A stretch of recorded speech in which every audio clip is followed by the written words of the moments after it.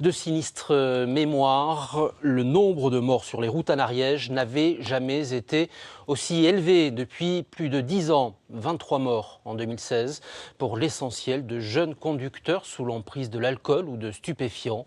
Un fléau que tente d'endiguer la préfète du département, aidée d'un dispositif inédit. Laurent Winsbach, Pascal Dussol.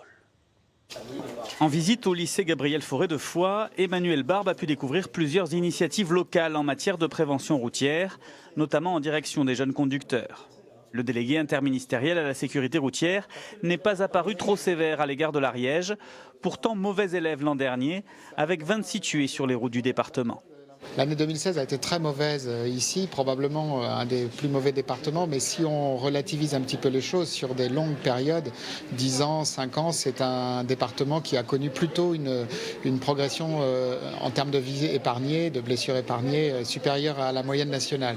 Donc il faut essayer de relativiser. Maintenant, vous vous doutez bien qu'avec une telle hausse des morts l'an dernier, plus de 300%, ces chiffres interpellent évidemment et les pouvoirs publics ne peuvent pas rester sans réaction. Cette visite d'un jour du monsieur sécurité routière au niveau national, ici avec les inspecteurs d'auto-école et candidats au permis de conduire, aura des conséquences à plus long terme. Fin décembre, la préfète avait réclamé plus de radars sur les routes du département, demande qu'Emmanuel Barbe s'est engagé à satisfaire.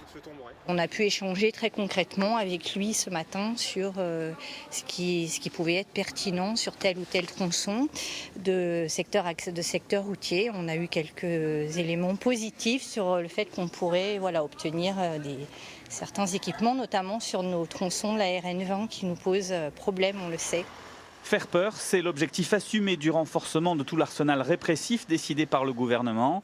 Une peur qu'Emmanuel Barbe entend bien étendre à l'ensemble du territoire, y compris en zone rurale.